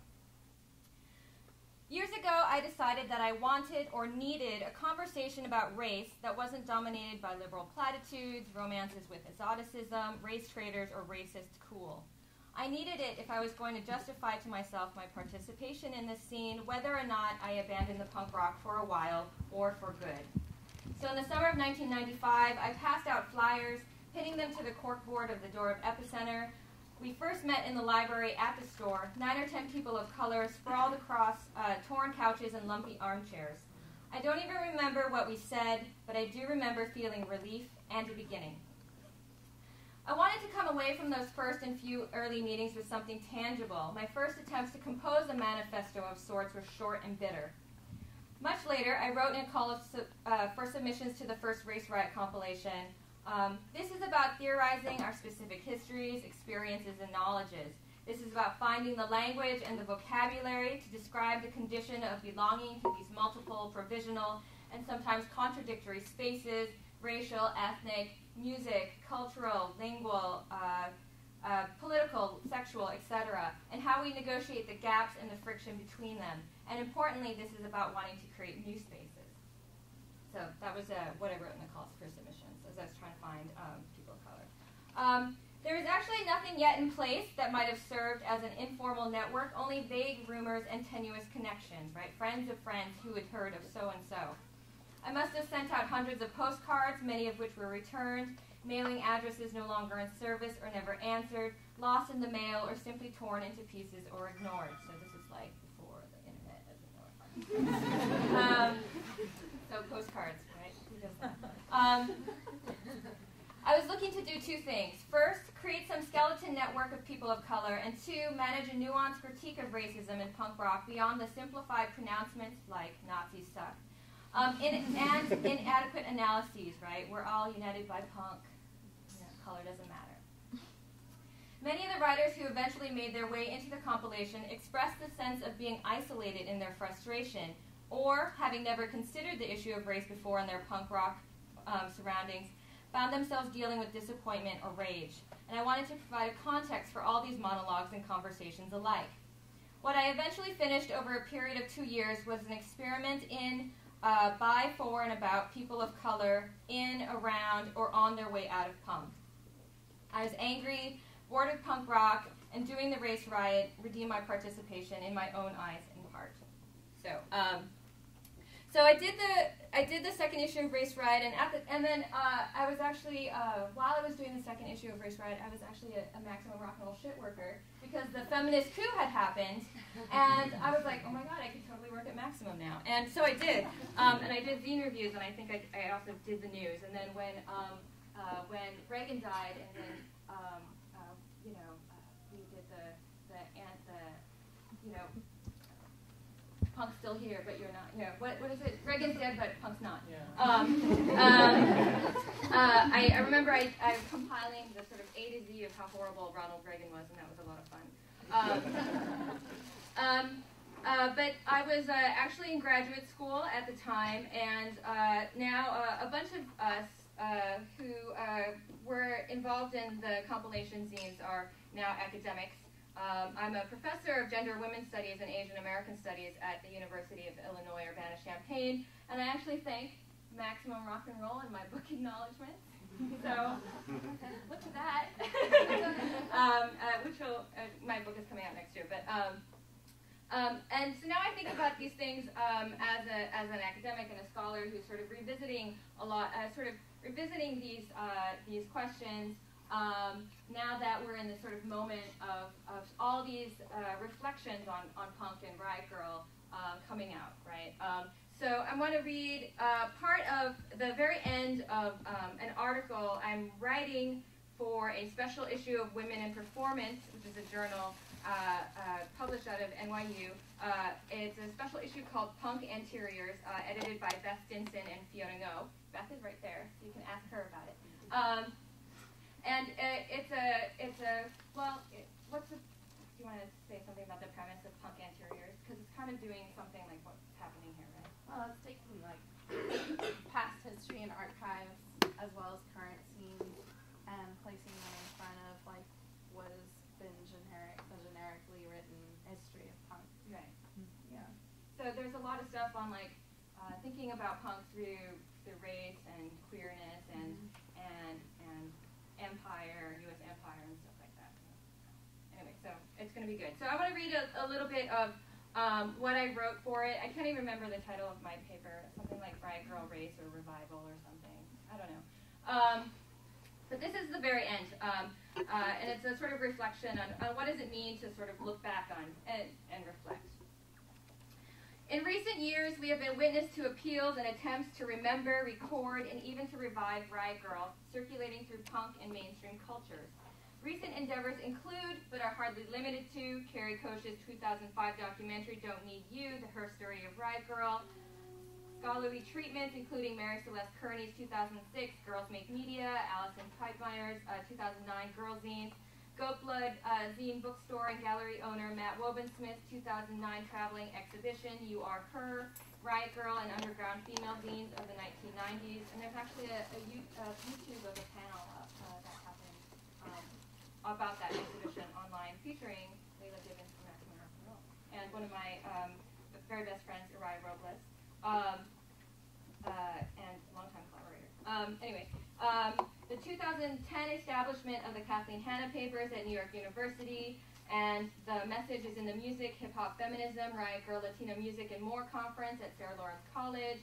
Sarah Marcus's Girls to the Front, The True Story of the Riot Girl Revolution, the 2010 compilation zine, That International Girl Gang Underground by Kate Watkins and Stacey Keel, which you can get over there.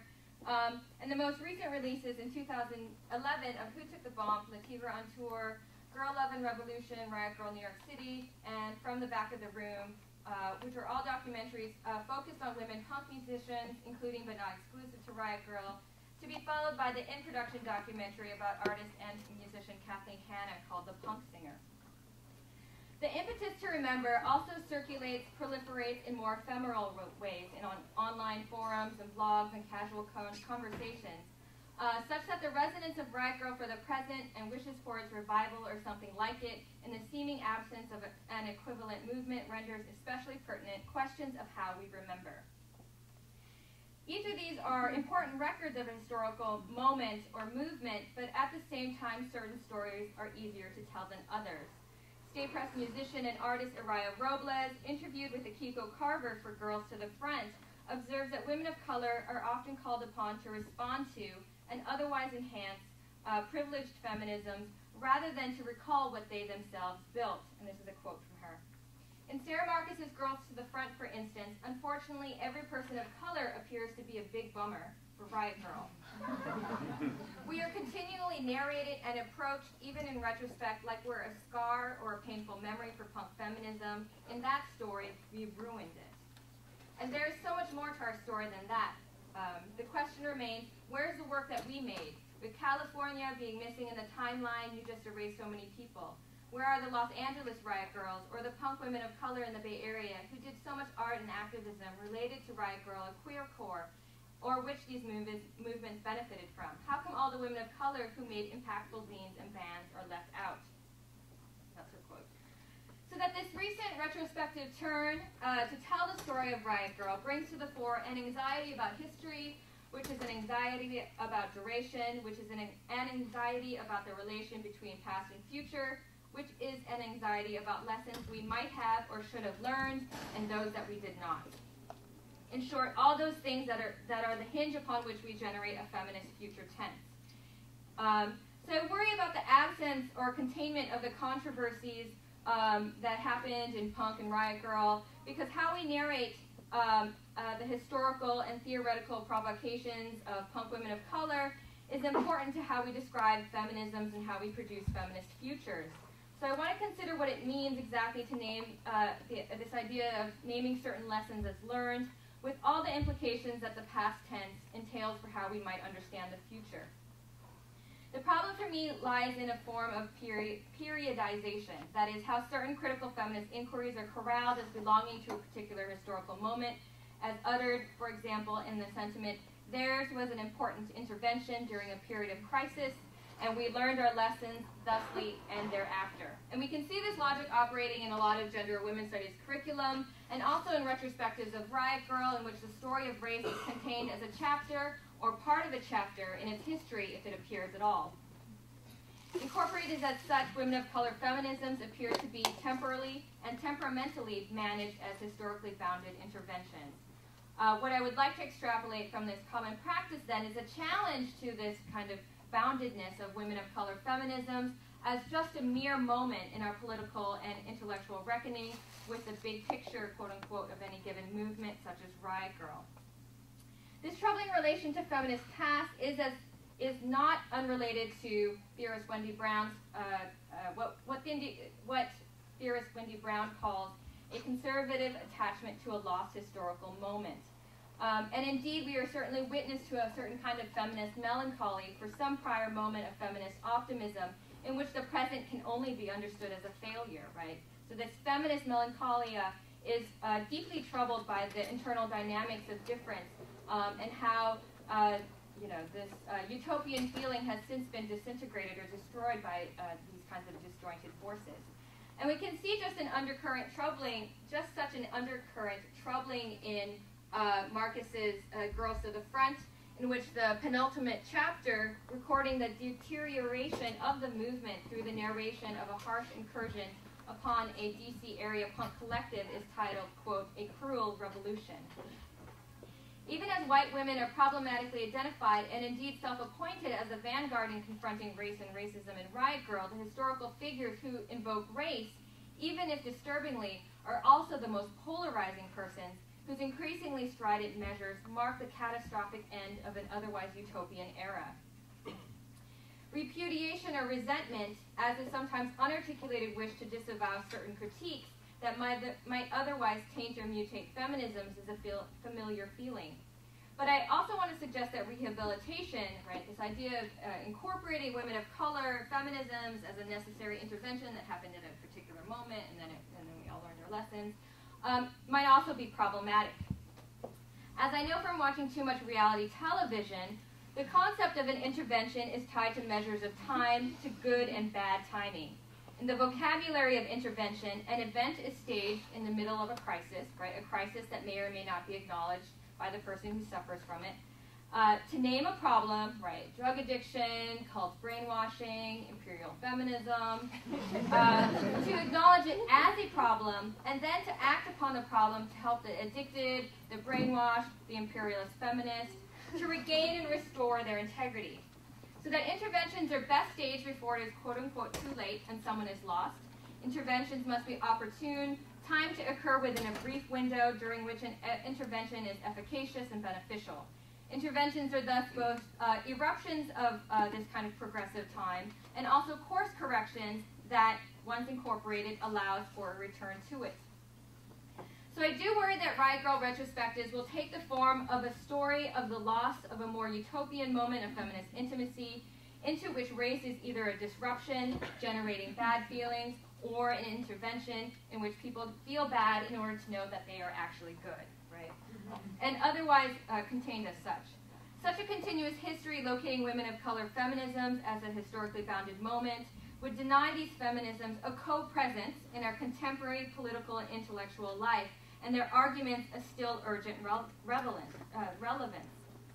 Furthermore, those practices of violence with which we continue to live are consigned to other times. Indeed, in an untitled piece in the recent compilation zine International Girl Gang Underground, consisting of pieces exploring the resonance of Riot Girl in the present, Kay writes, quote, "The volume of people I have seen saying that when it comes to the Riot Girl revival, race won't be a problem, class won't be a problem, transphobia won't be a problem, seems to suggest a total and complete lack of both interest in and willingness to seriously engage around these issues and what they meant for Riot Girl and what they will mean for a Riot Girl revival. And that lack of serious engagement leads me to think that issues will continue to be problems within the context of a future Riot Girl movement." So what if we refuse this kind of implantment of antagonism and subsequent redemption, right, a makeover to make better, that would render the woman of color feminist critique as mere course correction? What if the eruption, tolerated kicking and screaming, or taught in the course of becoming of feminist futures, is the story of these futures? What would it mean for Riot Girl retrospectives that, quote, hold a place for women of color to say their piece, but in such a way that contains their critique and segregates it from the story of the movement's contribution? What if their critique was the contribution? So I'm going to finish up real quick. These questions matter as a story about how feminisms are narrated through rubrics of community and antagonism, big picture, and episode. So I'm reminded of Sarah Ahmed here, who conjured the frightening figure of the feminist killjoy, who often appears to us in the form of the angry woman of color who refuses to move on from either institutional or other violence, even after the tearful apologies and the soul-searching late nights and the confessional zines. I feel so bad for being racist, right? So, in being named a killjoy, Ahmed observes, the violence that women of color names is displaced into the past, and her continued insistence that such violence intrudes upon the present is understood to be untimely. In naming her a killjoy, this gesture insists that time's passage makes increasingly tenuous the resonance of the violence she names is still here and still with us. So that feminist futures can't look like these feminist pasts. And I'm reminded here of a feminist theorist, a queer feminist theorist, Elizabeth Grosz, who writes that the project of radical politics, and thus of a radical feminist and queer politics, remains how to envision and engender a future unlike the present without being able to specify in advance what such a future entails. So perhaps we should allow the intervention to become an interval in which we linger, not as a past that must be explained neatly or reproduced faithfully, but as a past that continually presses us to imagine a something else to be. So, that's it.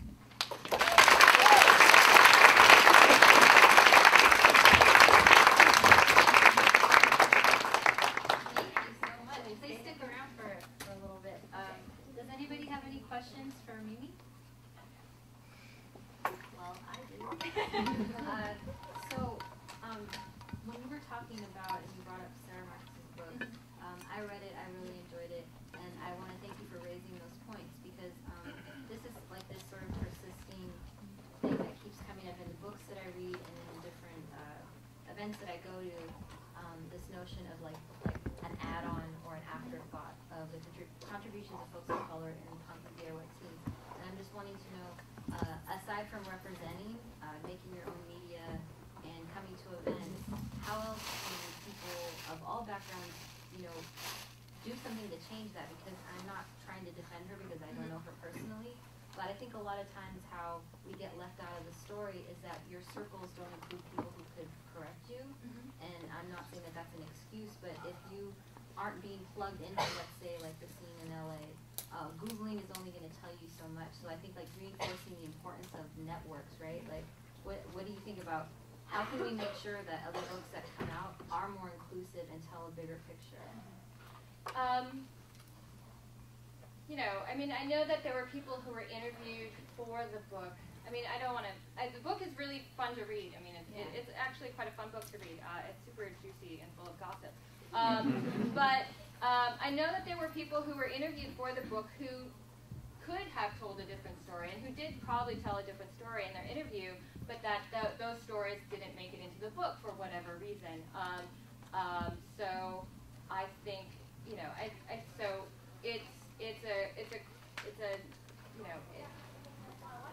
so I think it's a question of so even when we do tell our stories, there are still ways in which some chroniclers or some historians or whoever, scholars, want to fit it into the narrative that they already have, right? And if it doesn't fit, then it gets left out, right? I was supposed to write this encyclopedia entry for this book that came out. It was like a literary history of America, and I got into a fight with the editor who wanted me to tell a different story about Riot Girl. Like, he thought he knew better. So, for instance, he wanted me to reference Nirvana in this, when I was talking about Bikini Kill, right? As if, Kathleen Hanna or Bikini Kill couldn't actually exist as without their relationship to Nirvana, right? And things like on and on. So it was like, my entry ended up getting cut because I wouldn't do those things, right? It's definitely an upward battle because people already are invested in these kinds of stories that are very sort of conventional stories about what these movements mean, and that's why there are interventions like this and interventions like Beth and Fiona's Punk Anteriors that I think are going to be really important to sort of interrupt those sort of conventional stories about punk or Riot Girl or whatever. To add to that, Sarah had sent me a message because she sent some info out about this event. She couldn't make it, and she raised something really interesting to me. Was that she was doing a presentation at Temple University. And she showed some slides that I sent her of Osa's Zine, Shotgun Seamstress, and she said that after it was done, I guess they had a table that they got all bought up. I don't know if you had them there or what, but she said that they were all taken. And so it goes to show you that representation, and especially when it's through, like, let's look at it like a bridge through someone who's an established voice or authority, it really requires like all hands on deck to change the system. You know, it's not just the young girl in her room making a zine, it's also the academic, the author making a concerted effort to their audience to raise it. If we don't all work together, it's not going to change. And also speaking about history, right? Never taking history at face value, right? Because the person who's telling the story may have their own agenda. I'll keep babbling, so I'll stop. Does anybody have any questions for Mimi? Sure, go ahead. I thought it was really interesting that you brought up all these Riot Girl retrospectives as if like now it's like a part of history that's separate from the present, and now we can sort of make it into chronology and put it into history books. And so I was sort of wondering like how you see the feminist movement today, if there is anyone, if we're sort of disparate, what direction it is moving in or should move in. Can I just repeat her question really quick? And sorry if I'm paraphrasing, about the feminist movement of leaders or people, figures that she would like to note? Is that what you meant? Yeah, I guess because like I feel the way that that feminist history is presented is like sort of first in like in a timeline, and it doesn't really seem so linear or connected. And if you see anything that's happening today or what. I think there's always stuff happening, and I think that a problem is, one of the problems that I was trying to figure out when I wrote the end of this piece was to figure out why we tell the story of feminist movement as these bursts or these waves, or, you know, as these moments that happen and then subside and then burst again and then subside, right? I mean, that's the story about that people often tell about Riot Girl. Like, it was this moment, and then it went away. But I don't necessarily think that it went away. It transformed into other things, right? It transformed into Ladyfest. It transformed into Homo Go-Go. It transformed into all these other kinds of movements. It transformed into the feminist coup at Maximum Rock and Roll. I mean, there's lots of different ways in which it, it's dead, but it's not dead, right? Because it's just changed, right? And so I think that we have to find a different way to tell, to narrate history in order to make more sense of how it's actually quite continuous. It's been continuous. The violence, again, the violence that is still here with us, it still affects us, and there's always somebody pushing against that, right? And so I think that it's about finding a different way to narrate these histories that that doesn't imagine sort of a linear, either a linear movement through time, or as like these bursts that happen periodically, right? Those are problematic ways of thinking about it. Any other questions? Go ahead. I was wondering if you could talk about the relationship of not only like being a woman of color, but also having like a punk kind of mentality and working now like in academia, and like how that was getting there. How is it like to be an old punk in the academy? It's a little funny to be an old punk in the academy because I live in a very small college town called Urbana-Champaign, and so all the punks in town are like my students' age. So I went to a show the other day. There was this like local crust band that was really good, and called "We Must Destroy All This." And I wanted to see them, and I was at the bar, and then I saw one of my students who was in my class, but then had mysteriously disappeared, and I couldn't help myself, and I was like, "Oh my God, why aren't you in my class anymore?" And it turns out she dropped out for the semester or whatever. But then it was like, oh, I shouldn't have said that, a weird, like, old person thing to say. Like, expect your professor to be like, at your show and then asking you why you didn't show up to class. So it was, it's interesting, right? Being in that town is the first time in my life that most of my friends have been academics and not punks. Because before I lived in the Bay Area until 2004, and I was a shit worker at maximum the entire time. So it's a little weird. It's a little weird, but you know, I still have this hair, and I still dress like this. So. Thank you. Any other questions? What I'd like to do, if no, okay, cool, go. Mimi, I'm curious. Yes, Golnar. I'm curious, given that last question, if you're concerned, I mean, if you ever get worried about writing about Riot Girl for academic audiences and the thing that institutionalization does, even though even if you can control your own story and where it's going, still these institutions, is a certain kind of institutionalization that wants to tell certain kinds of stories. Yes, I actually had never had any real intention of writing about punk or Riot Girl at all in an academic context, because my work is not about that. The rest of my work is not about that. The rest of my work is on U.S. empire and, it's on U.S. empire, and a critique of the liberal way of war. So it's very different than writing about Riot Girl and punk, and I've always felt really like I didn't know that I could write about it in an academic way because, it felt too weird, too close to me to be able to write about. But I think with a lot of the scholarly work that's come out about it has been really frustrating for me because I don't recognize what's going on a lot of times in it. Like I don't like it feel, and then I've been written about in it as well. So there's like a chapter in Girl Zines that's about me and Lauren Martin's zines, and it feels weird to be written about and to be the, sort of this object who can't actually talk back to the institutionalization of girl studies or Riot Girl as an academic subject. So I. Oh God. That was better than me. You're on a timeout. It's 5 to 9, so that was kind of a. Okay. It's 9.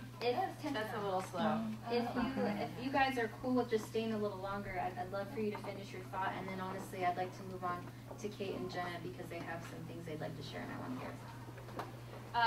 So it was actually all the work that is coming out that is about institutionalizing certain kinds of stories about Riot Girl and punk that I wanted to have some kind of say in. So that's why I started to do that. Thank you so much for coming.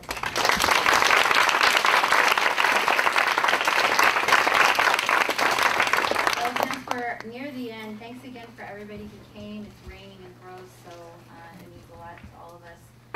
I wanted to give these ladies an opportunity to come up and just speak about the work that they've been doing. This event wouldn't be possible without their support, and I hope that we can continue working in the future on events. And just really briefly for POC Zine Project, our long-term vision is so that we have a traveling archive that both not only gives people a physical opportunity to interact with the zines, but also to put workshops in place with schools to teach a whole other generation how to tell their own stories, and also to bridge the gap between academia and everyday people, because for a lot of kids they don't see higher education as an opportunity for a lot of different reasons, and things like independent media can definitely bridge that gap. At least it can be one of the tools. So whoever wants to come up first, please go ahead and step back. Sure, yeah. Hey, yeah, for the birds. I don't really want to say too much, but thank you so much to everyone that came and everyone that has been involved, and to Jenna and Daniela. This wouldn't be what it is without you, and I'm so happy about that. On a personal note, I just want to say that I do think punk can be like a really harsh existence for women and queers and people of color and like all the isms and everything else. And I've been challenged so many times about my own involvement in it, and the people that are up front and all of you and Jenna and Daniela have been constant inspirations to keep me involved, and I'm just so thankful to that people like this have been in my world to keep Other than that, for the birds, I'll read a little blurb about us. We're a New York City-based feminist collective. We work towards establishing alternative spaces that promote the creative interests of women-identified community members. For the Birds is a collaborative group of organizers with backgrounds in feminism, social justice work, and various artistic pursuits. Through DIY feminist cultural activism, For the Birds aims to empower and support radical women of action. And basically we do a zine distro that also includes music that we release yearly in the summer. Sometimes we do a festival called the Big Shebang. This year we did a longer term schedule called Birds of Summer. And if anyone here wants to be involved, definitely come see me or some of the other birds that are here later. And also, just on a note for POC Zine Project, For the Birds, and Barnard Zine Library, there's a sign-up sheet where if you leave your email address, you can know about all of our events and many more like these in the future. So thank you again.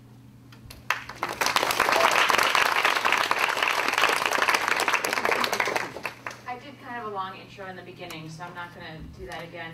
But I just want to invite people to go over to the Barnard Library, which is just across the way. There's a really great exhibit that we put up to support this event, and you can look at the zines. You can look at Mimi and Osa's and Jordan's zines. They're all just right there. You can handle them yourself. You don't have to ask anyone to page them for you, and there are no white gloves. So please, thank you so much for coming. And I'm like super conscious of like the people that have to clean up this room after we go. So can we all like make an effort to kind of be tidy and organize things and eat the food that's back there. Follow Dan's example and eat the food, but do it very neatly. An extra garbage can. Maybe we can even spill into the hall so that those of us are like that are worker bees can kind of tidy things up. But anyone from Barnard that's willing to walk people over to the library, if you want to see the zines or the exhibit, will you raise your hands so people can come find you? Also, Juliana and real quick, Tony FYI, there's Carolyn around the room too, from some of the folks that presented, and those are for sale too. I made a mixtape. And Barnard zines for free. And one question or comment over there. Yeah, so I don't want to say the wrong thing, but I'm a teacher at a high school in East New York, in Brooklyn, and I'm just a girl from the hood, a project from the projects in Brownsville, and I had a teacher, a wonderful teacher, Miss Case, that brought me here to this event at this prestigious school, and to learn about self-publishing and zines. And I sat here for a while trying to figure out what a zine was, and but the guy that was sitting next to me passed me this, and I said, oh, you know what, I like this. This is really cool. And, I'm really inspired because I've been trying to get my, certain experiences out across, a lot of things that I have to say. And I'm always trying to figure out how do I do it. So I do it in the classroom every single day, but every day I'm in a class, I said I'm not doing enough. I'm not reaching enough people. So, I really love this idea, and I'm happy to be here, and I'm very inspired. I just want to